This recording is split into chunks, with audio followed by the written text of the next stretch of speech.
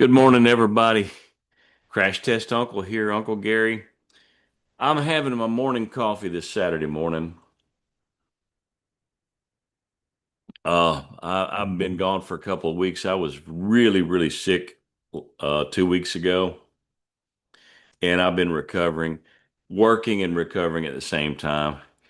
And anyway, this morning I woke up agnostic, and I was going to talk about something theological today, but I've had 2 cups of coffee and I'm on my third, which means I, I'm almost to Episcopalian at this point, but still struggling just to wake up. But anyway, I hope y'all are having a good weekend and I'm sorry I disappeared for a while. But anyway, I've been thinking and kind of chewing on some stuff and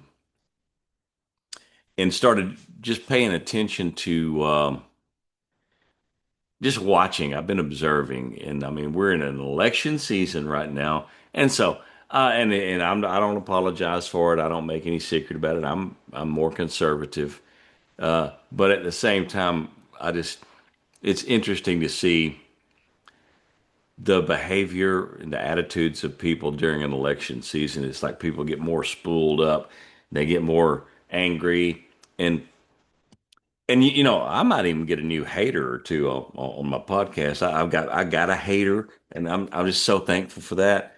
And so if you want to be a hater, just make a nasty comment, and I'll love you anyway. But I just uh, I was thinking back this last week as I recovered from strep. I had strep throat, and I'm talking fever. I went to the doctor and she was like, "Oh my God." I mean, I've never seen a doctor react that way. She says, "You are sick." And I said, "Well, I got to go to work. I just need give me something." She gave me steroid shot, antibiotics and drugs, lots of drugs. And I drove a truck last week. It just didn't feel very good at all. And I'm just now starting to feel better. So anyway, I've been thinking since I haven't podcast. You would not have wanted to hear my voice for the last couple of weeks. So here I am, just coming out of agnosticism to Episcopalian on my third cup of coffee. Oh man, I love Pete's coffee. Anyway, I want to talk about narratives. I think, and I'm going to go into this more in the future because story wars are everywhere. It's like there's a battle for your mind. And if you don't have a solid foundation of the way you think, uh, you're just confused all the time, or you're angry all the time. And that should be an indicator. When you start getting really angry at a group of people, liberals, conservatives, Trump, Trump supporters, Jews, you are really falling for some of the oldest lies in the world. And guys, I'm going to say some things that some of you aren't going to like, but this is just my story. When I was a kid, I was raised Democrat. Everybody was Democrat when I was a kid, uh, especially here in East Texas. Everybody was Democrat, and my grandfather, uh, we don't even know when he was born because he was orphaned. He was abandoned by his father in the Indian Territory in Oklahoma, and dude was tough. He grew up. He had a cutting horse. He was a cowboy on the Love Ranch, the Sea Ranch up in Oklahoma, and man, my grandfather. I cannot wait to get to heaven so I can have some conversations with granddad because he was he's a tough dude. Sat around a campfire with Kit Carson one time. He told me stories from his childhood and my granddad was like he raised 3 kids. My father being the boy and his 2 sisters. He raised them and he and my grandmother Martha Truitt married Samuel Ritchie and that's how our family became, and they were in the middle of the Depression. My dad was born in a log cabin in Overbrook, Oklahoma, and I, I don't know how they survived. I mean, we don't know what tough times are. My granddad was a staunch FDR Democrat, and for good reason. I mean, there was a lot of things about FDR that I look at and I go, I don't think that he was right on everything. And in fact, I haven't seen many presidents that I think are right on everything. So you're always going to have something to fight over politically. But I've got great respect for my granddad. But I'm going to talk about some memories of narratives that I've observed through my life and how those narratives have shifted. And we're really, there's a lot of danger that we're in right now because of the narrative wars that we're under right now. And it's a war for your mind. You'd better learn to think clearly and don't hate people. That's my best advice for you. But I remember when I was a kid, because I mean, right after I was born, JFK was assassinated there in Dallas, not far from where we lived as a kid, and then Lyndon B. Johnson took over, and I mean there were so many things that were upheaval in society, and one of them was and it's hard for me to even imagine. I remember as a child visiting family in Mississippi, seeing whites only, coloreds only, water fountains and separate bathrooms for black people and white people. That's just the way the world was. And I'm not trying to say this is all just one political party, but there was one party that promoted slavery, invented the Ku Klux Klan, and that was a Democrat Party. And my granddad would hate me for saying this, but this is just I'm just going to come out and say it.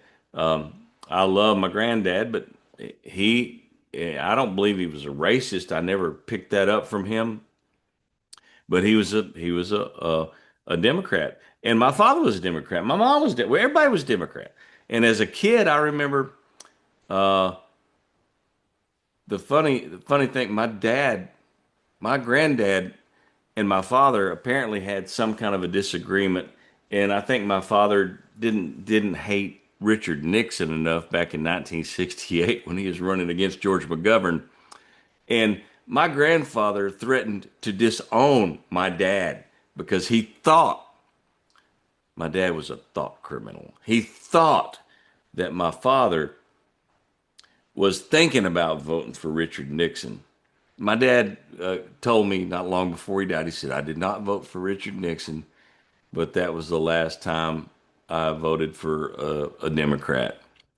No, that wasn't the last time, because Jimmy Carter. After that, my grandfather and he forgave my dad for not leaving the Democrat Party in '68.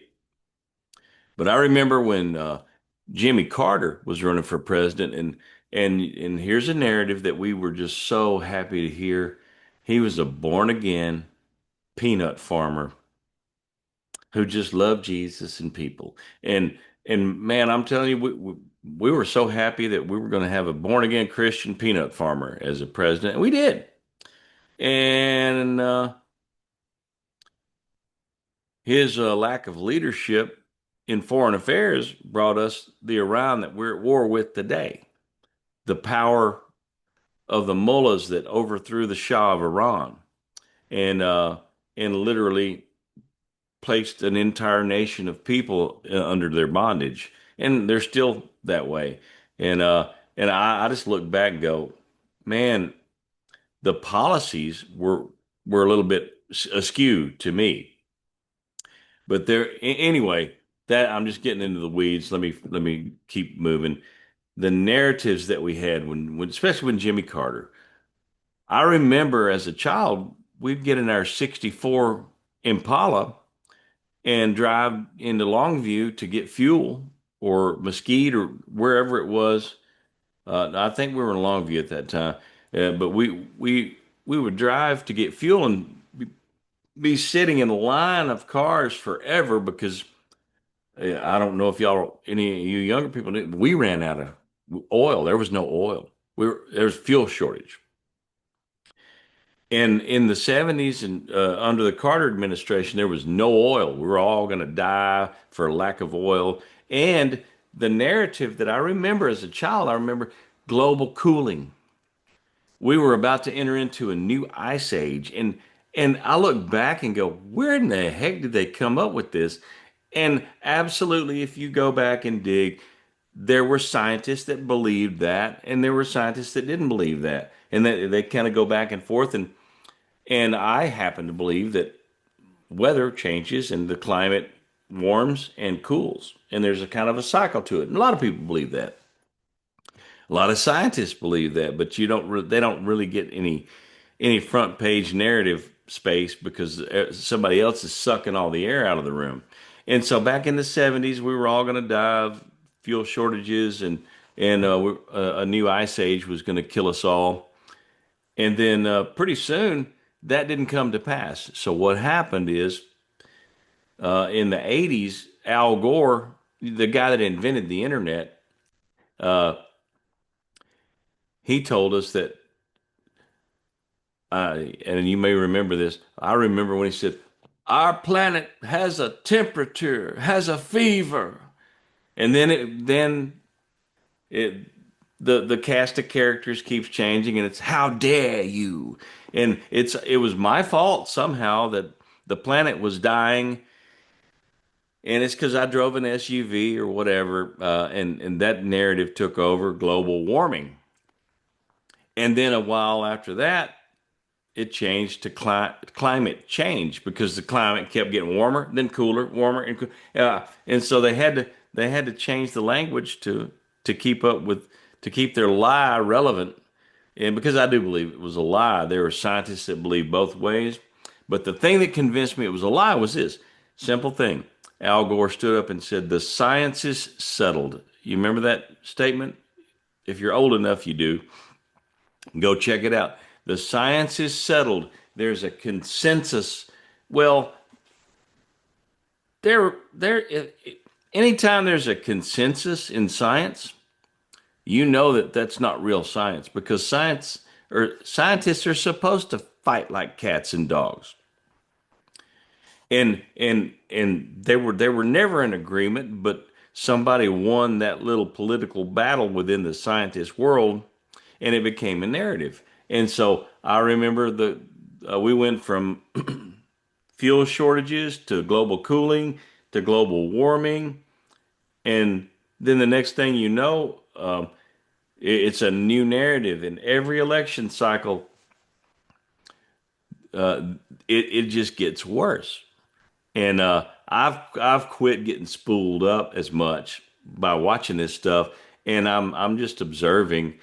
And one of the things that I've seen of late is the narratives have shifted from being against the planet or the shortage of fuel or oh my God, the planet's got a fever and we're all going to die from this.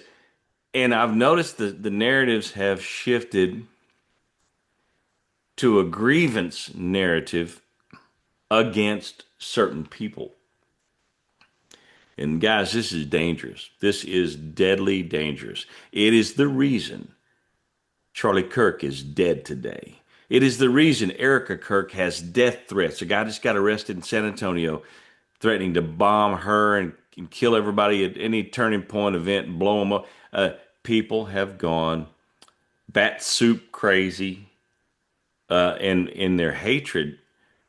I mean, when I was a little Democrat boy growing up, I mean, we would pledge allegiance to the flag, and we loved Jesus, hot dogs, apple pie, and America. And that was everybody loved America. But now, if you say I love God, I'm a Christian, and I also love my country. My country's not perfect, but I love my country. I love the freedom we have. You are now a white Christian nationalist. Zionist, especially if you support Israel, you're a Zionist. And there's all these little names applied to you as a white person or as a Christian person or as a Jewish person. And this is dangerous. I mean, we've had more assassination attempts of President Trump than any president that I can remember. I don't think there's been another one that's had this many attempts of violence towards him and his administration.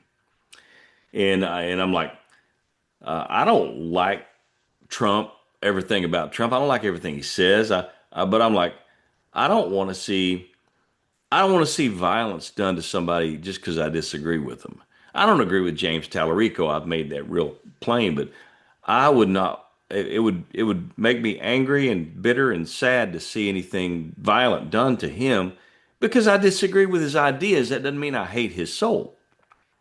We've got to come back to some sanity in America because I think we're missing the point and we're getting sucked into all these narratives. And one of the good things that I see happening right now, and I mean, just get ready. It's election season, so the world's on fire. People are going to be.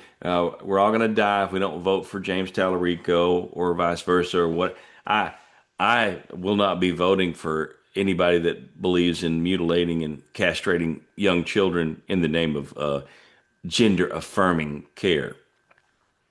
And if you notice all these language shifts, I was reading Steven Pinker and Noam Chomsky, and it kind of hit me several years ago. I was like, why are all these leading progressives of our culture?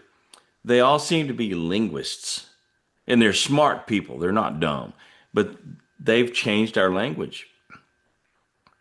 We use language in a different way than we used to. You're a white Christian nationalist, and that's some kind of a pejorative against white Christians or Zionist. You believe that Jesus is coming back to Israel like the Bible says, and what kind of extremist are you?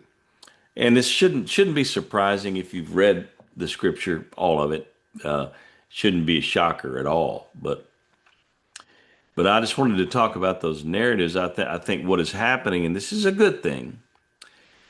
I think people are starting to just tune this stuff out. I mean, I John Cornyn spent like 10 times the money that Ken Paxton did, and and the only thing that I mean, John did a lot of good stuff. He's a good guy, but 80% of Republicans and almost 80% of Democrats wanted the SAVE Act and still do because most Americans agree that it would not be a bad idea if we had citizens who were citizens of the United States be the ones that vote and decide who our leaders are. And there's a lot of people that just happens to be Democrats. In our family, when Reagan came along, we're no longer Democrats and never voted for another Democrat since. I have voted. We used to vote split ticket, and I voted for Democrats and Republicans, and kind of like my dad taught me, vote for the right person.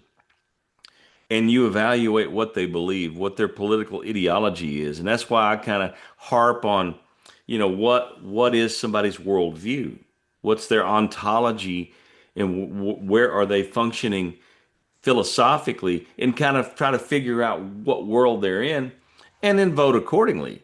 And I've noticed something like I would look at, I'd get a little mailer from Ken Paxton or in my mailbox, and then I'd get a fold out from John Cornyn. He spent a lot of money, had a lot more money to spend. And I don't believe I've ever seen an incumbent get more of a shellacking than John did, and he's not a bad man. But I have talked to his office many times, And it was very obvious that, oh yeah, we're listening to our constituents, but we're going to do what we want to do. And we figured that out. And so he lost. Whoopee. But let me tell you something. When you can spend that kind of money and nobody's listening, there's a shift taking place. And I hope we can turn things around to more of a rational thinking. But I'm concerned about the narratives that are people oriented, that are trying to get you to hate me and me to hate you. If you're a friend of mine who doesn't think like I do politically, I love you, and it ain't to me. It's not worth losing a friend over a different opinion. You know, you believe what you want to. I believe what I want to, and we can live our lives and not kill each other. But we're devolving into violence, and that's my biggest concern. Is that what I've noticed is there's the little story about the boy who cried wolf. He cried wolf, and he found he could control all the people. They'd run out. Oh my God, there's a wolf! And every time he cried wolf, he just got some pleasure from the control he had over people through fear. And my whole life, I've listened to the party that cried wolf. First, it was the ice age. Then it was we're all going to burn up. Then it was the sea levels are going to rise, and every one of these politicians that were telling us that they have a house on the beach. I guess they know something we don't. But all of these narratives are just they're lies, and we've been fed these wolf, wolf, wolf. My whole life, I've watched it my whole life. Politicians crying wolf, and we're jumping and running and screaming and doing what we're told, only to find out that everything was a lie. And now my biggest concern is I've got friends that are have descended into nihilism, literally. They don't believe anything. I don't believe nothing. I don't believe anything. I hate all government, radical libertarian mindset, and they just kind of screw everything. I don't believe in nothing. And my advice to you is tune that stuff out. Turn the news off. I've got a couple of sources that I read. Uh, Jeff Childers' Coffee and COVID newsletter. And there's another narrative, the pandemic, that forever convinced me that my government doesn't really have my best interest at heart, especially when they're run by World Health Organization and all in the NIH that was controlled by consensus. It was consensus. The science is settled, but really, the scientists who disagreed with these narratives, a lot of them they lost their jobs, they lost their careers, they were persecuted. And I'm like, man, scientists they never agree on everything. And yet we've been told to walk in lockstep, and that's ideological. That's not scientific thinking. And I just want to tell my friends, y'all listen, crash test everything, because I've crash tested every narrative from the 60s all the way through 2026, and they all come up short. They all have the smell of lie on them.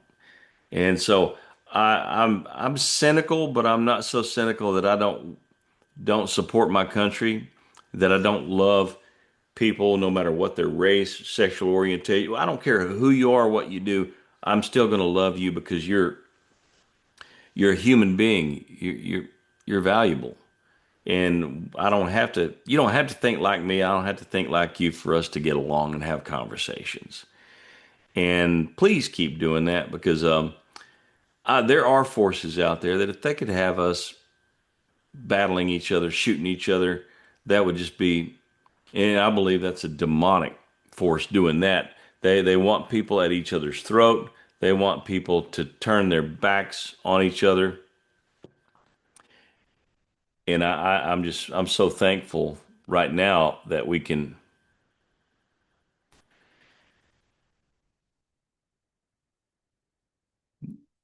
that we can do the right thing if we can just think. And it's hard to do, but I hadn't had enough coffee. I needed some more coffee. But this is my stumbling, stammering little podcast today to say, do not listen when they cry wolf. Do your own thinking and get your mind right where you can figure out what's going on. And I got to learn how to operate this thing. I don't think I know how to do this. Well, I'm just going to stop it. There we go. I'm going to stop the recording. It's good to see you guys. I didn't see you. It's good to be able to put out another podcast, and I'll try to get back to doing this more often. But anyway, don't buy all the hyper boogeyman narratives that are out there. Love you guys. See you later.